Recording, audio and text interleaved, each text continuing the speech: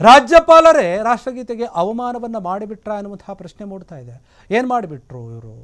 ತಮಿಳುನಾಡಿನ ವಿಧಾನಸಭೆಯಲ್ಲಿ ನಡೆದಂಥ ಘಟನೆ ಇದು ಈಗ ವಿವಾದಕ್ಕೆ ಕಾರಣವಾಗ್ತಾ ಇದೆ. ಇದರ ಬಗ್ಗೆ ಚರ್ಚೆ ಆಗ್ತಾ ಇದೆ. ತಮಗೆ ಮಾತನಾಡೋಕೆ ಅವಕಾಶ ಕೊಟ್ಟಿಲ್ಲ ಅಂತ ಅವಮಾನ ಏನಾದರೂ ಆಯ್ತಾ? ತಮಿಳುನಾಡಿನ ವಿಧಾನಸಭೆಯಲ್ಲಿ ನಡೆದಂಥ ಘಟನೆ ಇದು ನೋಡಿ.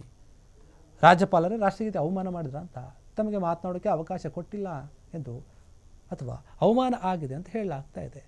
ರಾಜ್ಯಪಾಲ RN ರವಿ ರಾಷ್ಟ್ರಗೀತೆಗೆ ಅವಮಾನ ಮಾಡಿದ್ದಾರೆ ಎನ್ನುವಂತಹ ಮಾತು ಕೇಳಿ ಬರ್ತಾ ಇದೆ.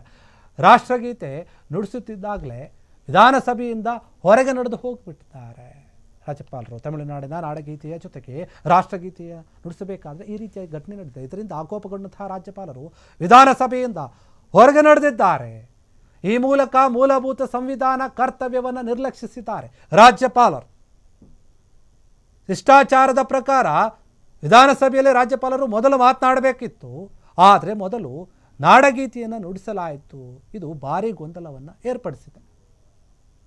ಇದಲ್ಲದೆ ನಾಡಗೀತೆ ಬಳಿಕ ರಾಷ್ಟ್ರಗೀತೆ ನುಡಿಸಬೇಕೆಂತ ಕೂಡ ಹೇಳಲಾಗಿತ್ತು, ಆದರೆ ಅದು ಕೂಡ ಆಗಿಲ್ಲ ಅಲ್ಲಿ. ಹೀಗಾಗಿ ರಾಜ್ಯಪಾಲರು ಸಂಕ್ಷಿಪ್ತ ಅಂದರೆ ಬೇಜಾರಾಗಿದೆ, ಅವರು ಹೊರಗೆ ಹೋಗ್ಬಿಟ್ಟಿದ್ದಾರೆ. ರಾಜ್ಯಪಾಲ ಆಗಿರುವಂತಹ RN ರವಿ ಏನಿದ್ದಾರೆ ಅವರು ರಾಷ್ಟ್ರಗೀತೆಗೆ ಅವಮಾನ ಮಾಡಿದ್ದಾರೆ ಅಂತ ಹೇಳಲಾಗ್ತಾ ಇದೆ. ತಮಿಳುನಾಡಿನ ವಿಧಾನಸಭೆಯಲ್ಲಿ ನಡೆದಿರುವಂತಹ ಘಟನೆ ಇದು ನೋಡಿ. ತಮಗೆ ಮಾತನಾಡೋಕ್ಕೆ ಅವಕಾಶ ಕೊಟ್ಟಿಲ್ಲ ಅಂತ ಹೇಳಿ ಅವರು ಈ ರೀತಿಯಾಗಿ ನಡೆದುಕೊಂಡಿದ್ದಾರೆ. ರಾಷ್ಟ್ರಗೀತೆ ನುಡಿಸುತ್ತಿದ್ದಾಗಲೇ ವಿಧಾನಸಭೆಯಿಂದ ಹೊರಗೆ ನಡೆದು ಹೋಗಿಬಿಟ್ಟಿದ್ದಾರೆ ರಾಜ್ಯಪಾಲರು. ಅಲ್ಲಿ ತಮಿಳುನಾಡಿನ ನಾಡಗೀತೆಯ ಜೊತೆಗೆ ಅಲ್ಲಿ ರಾಷ್ಟ್ರಗೀತೆಯನ್ನು ಕೂಡ ನುಡಿಸಲಾಗ್ತಾ ಇತ್ತು, ನುಡಿಸಬೇಕು ಅಂತ ಹೇಳಲಾಗಿತ್ತು, ಆದರೆ ಆ ರೀತಿಯಾಗಿ ನಡೆದಿಲ್ಲ ಅಲ್ಲಿ. ಇದರಿಂದ ಕೋಪಗೊಂಡಂತಹ ರಾಜ್ಯಪಾಲರು ವಿಧಾನಸಭೆಯಿಂದ ಹೊರಗೆ ನಡೆದಿದ್ದಾರೆ.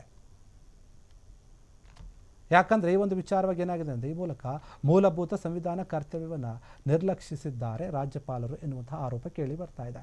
ಶಿಷ್ಟಾಚಾರದ ಪ್ರಕಾರ ವಿಧಾನಸಭೆಯಲ್ಲಿ ಏನಾಗಬೇಕಂದ್ರೆ ರಾಜ್ಯಪಾಲರು ಮೊದಲು ಇರಬೇಕು, ಮೊದಲು ಮಾತನಾಡಬೇಕಿತ್ತು, ಆದರೆ ಮೊದಲು ನಾಡಗೀತೆಯನ್ನು ನುಡಿಸಲಾಯಿತಲ್ಲಿ.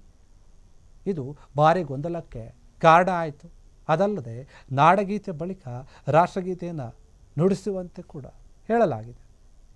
ಹೀಗಾಗಿ ರಾಜ್ಯಪಾಲರು ಏನು ಮಾಡ್ತಾರೆ, ಸಂಕ್ಷಿಪ್ತ ಒಂದು ಶುಭಾಶಯ ಕೋರಿ ಸದನದಿಂದ ಹೊರಗಡೆ ಹೋಗಿಬಿಡ್ತಾರೆ. ಇದು ತಮಿಳುನಾಡಿನ ಆಡಳಿತಾರೂಢ DMK ಮತ್ತು ರಾಜ್ಯಪಾಲರ ನಡುವಿನ ಸಂಘರ್ಷಕ್ಕೆ ಕಾರಣ ಆಗ್ತಾ ಇದೆ.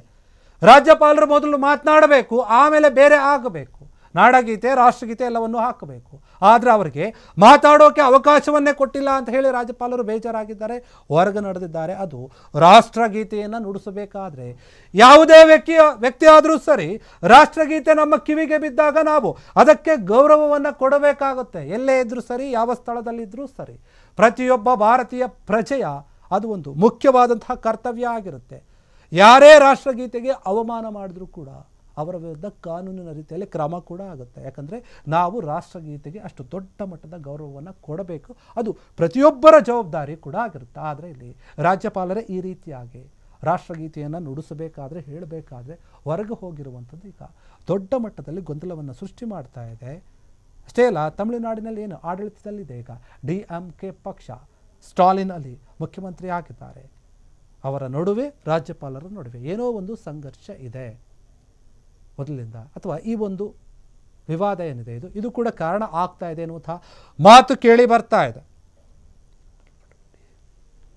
ಕ್ಷಣ ಕ್ಷಣದ ಸುದ್ದಿಗಳಿಗಾಗಿ ಫ್ರೀಡಂ ಟಿವಿ ಸಬ್ಸ್ಕ್ರೈಬ್ ಮಾಡಿ, ಲೈಕ್ ಮಾಡಿ ಹಾಗೂ ಫಾಲೋ ಮಾಡಿ. ಹೊಸ ಸುದ್ದಿಗಳ ನೋಟಿಫಿಕೇಶನ್ಗಾಗಿ ಬೆಲ್ ಐಕಾನ್ ಮೇಲೆ ಕ್ಲಿಕ್ ಮಾಡಿ.